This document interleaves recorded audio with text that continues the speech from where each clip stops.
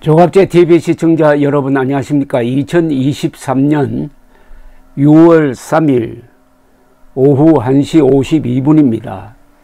인도는 현재 세계에서 인구가 가장 많습니다. 올해 들어서 중국을 추월해서 계속 인구가 불어나고 있습니다. 14억을 넘었는데 매년 인구가 1600만 명씩 불어납니다. 1600만 명이라면은 거의 네덜란드 정도 됩니다. 그러니까 매년 네덜란드 같은 나라가 하나씩 새로 생긴다고 한번 상상을 해 보십시오. 이런 인도는 국토 면적은 그렇게 넓지가 않습니다. 인도의 국토 면적은 300만 평방킬로미터 남짓인데 면적으로는 중국의 3분의 1입니다. 그런데도 인구가 중국보다 많아가지고 점점 더 격차를 늘리게 되어 있습니다. 이러니까 인도에서는 이동하는데 많은 혼란이 있습니다. 특히 이 기차가 문제입니다. 인도는 기차망이 세계에서 가장 잘 발달된 나라이지만은 그 관리에 여러 가지 문제가 있고 너무나 많은 사람들이 탐으로 지붕 위에 사람들이 그냥 얹혀갑니다. 지붕에 올라가서 객차의 지붕에 올라갑니다. 그러다가 떨어져 죽기도 하고 하는데 정말 끔찍한 사고가 현지 시간으로 어제 오후 7시 20분에 일어났습니다. 인도의 동북 지역에서 일어난 사건인데 오디샤주 발라소르에서 일어난 사건인데 이것도 참 보기 힘든 사건입니다. 어떤 이 객차가 탈선해 가지고 지금 여러 차량이 모로 쓰러져 있는데 반대편에서 달리던 차가 들이받아 가지고 또 넘어지고 그리고 또 다른 차량이 또 다른 열차가 와가지고 넘어진 이 두 열차를 들이받아 가지고 삼중사고가 났습니다. 세계에서 이런 게 있을까요? 삼중사고가 났습니다. 두 열차는 이 인원을 승객을 실어 나르는 열차고 다른 한 열차는 화물 열차라고 합니다. 세 열차가 충돌을 했습니다. 그래서 현재 사망자가 점점 늘고 있는데 최신 통계를 보니까 300명이 사망을 했다고 합니다. 그리고 900명이 다쳤는데 구조 작업이 이루어지는 데 따라서 사망자는 아주 크게 늘어날 것으로 보입니다. 연간 열차 사고로 죽는 사람이 16,000명이나 된답니다. 한국에서 열차 사고로 죽는 사람 숫자가 1년에 뭐 한 두세 명 되든지 아마 없을 겁니다. 16,000명이 열차 사고로 죽는데 주로 지붕 위에 올라갔던 사람이 떨어져서 죽는 경우입니다. 그리고 1990년대 초에는 열차가 달리다가 탈선하면서 강으로 떨어졌습니다. 그때는 800명이 죽었습니다. 아마 이게 세계 열차 사고로서 최악의 기록을 남겼는데 생존자들의 그 증언이 아주 참혹합니다. 이게 열차 사고가 나면 짓눌립니다. 주로 다른 열차 위에 또 다른 열차가 충돌하면서 그 위로 포개지기도 하고 넘어지기도 하고 하는 등 그래서 이 다치는 사람들이 팔이 날아갔다든지 뭐 다리가 잘려버렸다든지 하는 이런 증언들이 쏟아져 오고 있습니다. 인도가 참 위대한 문명을 가진 어마어마한 나라죠. 지금도 인도는 세계에서 가장 큰 민주주의 국가라는 자랑을 가지고 있습니다. 건국한 이후에 소란도 많았습니다. 수상이 여러 번 암살되기도 하고 폭동이 일어나서 힌두교와 이슬람이 싸우기도 하고 몇천 명씩 죽고, 그러나 민주주의는 유지해 오고 있습니다. 물론 완전한 민주주의는 아니지만은 투표를 통해서 정권을 선택하는 그 전통은 이어져 가고 있습니다. 그래서 세계에서 가장 큰 민주주의임을 자랑을 합니다. 이 나라가 크다가 보니까 참 별별 일이 다 일어납니다. 인도에서는 열차가 제때 오는 일이 없다고 그럽니다.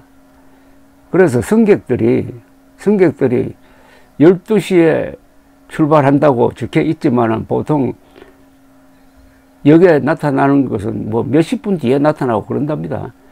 근데 어느 날 12시 출발 열차를 타려는 사람들이 한 30분 지나가지고 12시 30분에 역에 도착했더니 12시에 도착하는 그 차량이 떠나버리고 말았습니다. 정시에 딱 도착한 모양이죠. 그래서 승객들이 그 역장실로 몰려가서 항의를 했다고 합니다. 아니, 맨날 늦던 차가 왜 이렇게 빨리 출발했느냐고 하면서 정시에 출발했다고 항의를 했답니다. 근데 역장이 그 이야기를 가만히 듣더니 이렇게 이야기하더랍니다. 아니, 손님들 오해하지 마세요. 아까 출발한 그 열차는 어제 차입니다. 라고 하더랍니다. 어제 12시에 도착해야 될 차가 그러니까 24시간 늦게 도착해가지고 출발했다는 이야기였습니다. 이런 인도 이야기를 하면 한국 사람들은 저 먼 나라 이야기라고 생각하는데 그렇지 않습니다. 인도에 무갈 제국이 있었습니다. 16세기, 17세기, 18세기, 19세기까지 명맥을 유지한 무갈 제국이 있었습니다. 무갈 제국이라고 하면은 실감이 안 나시는 분들에게는 타지마할이 무갈 제국 때 만든 희대의 위대한 건축물이죠. 근데 그 무갈 제국이 무슨 뜻인지 아십니까? 제가 가르쳐 드릴 테니까 여러분들, 다른 분들 만나면 자랑하십시오. 무갈은 몽골이란 뜻입니다. 몽골이란 말을 이란에서는 무갈이라고 합니다. 그래서 무갈 제국은 몽골 제국입니다.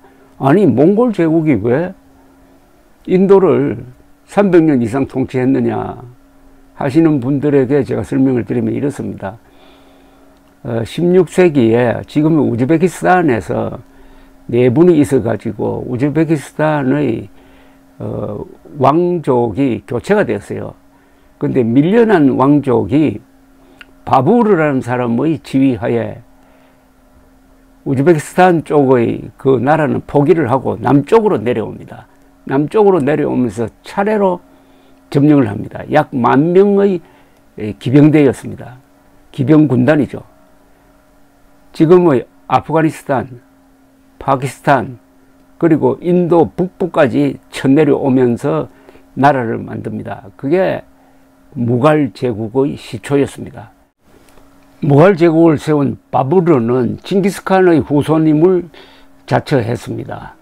바부르이 아프가니스탄, 파키스탄 지역 그리고 인도 북부를 장악하고 무갈 제국을 세웠지만 그 아들 때에 와서는 조금 문제가 많아서 제국이 흩어지고 하다가 3대 와가지고 아크바르 대제라고 그러죠. 아크바르 대제가 비로소 무갈의 전성기를 엽니다. 그런데 이 사람들은 회교도였습니다. 또 관료들을 이란 출신을 많이 썼습니다. 그래서 이 무갈 제국은 다수의 인도인을 이슬람의 관료들이 통치하는 체제이고 그 최종적인 권력은 몽골 투르크 출신의 엘리트들이 통제하는 그런 시기였습니다. 그러니까 몽골 투르크 그 기마민족이 권력을 잡고 이란으로 대표되는 그 찬란한 도시 문화에서 육성된 테크노크라시 실권을 행사하고 그 밑에 이슬람이 아닌 힌두교를 믿는 다수의 인도인이 있었습니다. 다만 이 몽골 투르크 이 유목 기만 민족은 어디를 가나 아주 잔인한 전쟁은 하지만은 통치를 할 때는 상당히 너그럽게 합니다. 그래서 인종차별과 종교차별을 비교적 적게 합니다. 무갈 제국이 그리하였습니다. 그래서 이슬람, 힌두교가 공존을 했습니다. 그러나 무갈 제국이 사라지고 인도가 영국 식민지로 갔다가 독립하는 과정에서 역시 민주주의를 하다 보니까 힌두교가 숫자가 많으니까 힌두교 주도의 나라가 되었지만은 지금 인도는 그래도 아직 이슬람 인구가 한 15%니까 약 2억이 이슬람입니다. 세계에서 가장 큰 이슬람 국가는 인구 기준으로는 사우디아라비아가 아니고 인도네시아입니다. 두 번째가 인도입니다.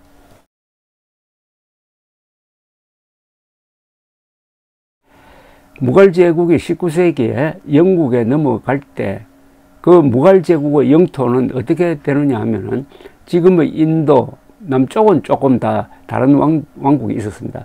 지금의 인도, 지금의 파키스탄, 지금의 방글라데시까지 포괄합니다. 그럼 지금 인도 인구에다가 파키스탄하고 방글라데시 인구를 더하면은 17억이 넘습니다. 그게 바로 무갈 제국의 영토였습니다. 1700년에 이 무갈 제국의 국세조사를 했더니 인구가 1억 4천만이었는데 당시에 청나라의 인구가 1억이었습니다. 즉 인도는 옛날부터 중국보다 인구 면에서는 큰 나라였다. 새로운 게 아니다. 이런 말씀입니다. 그러나 이런 나라에서 이렇게 많은 사고가 나고 아직도 그 계급제도가 있어가지고 제일 밑바닥에 있는 사람들은 불가촉민이라고 그러죠. 영어로는 untouchable이라고 그래가지고 그 사람들의 인권은 아무리 민주주의가 되어도 인권이 지켜지지가 않습니다. 또 큰 나라의 변화는 쉽게 이루어지지가 않습니다. 또 이게 종교적 신앙과 연계가 되면은 좀처럼 바뀌어지지 않습니다. 이 철도라는 것도 어떻게 보면은 인도란 나라에 들어온 새로운 문물이죠. 그 새로운 문물이 제대로 정착하려면은 큰 나라는 시간이 걸립니다. 한국이나 일본은 KTX도 있고 신칸센도 있어가지고 세계에서 가장 우수한 철로망을 유지하고 있지만은 인도는 큰 나라이기 때문에 그렇습니다. 흔히 규모의 경제를 이야기합니다. 규모가 크면 경제가 잘 된다는 말도 맞지만은 정치로 이야기할 때는 규모가 크면은 개혁은 어렵다 하는 것을 오늘 또 실감하게 되었습니다. 감사합니다.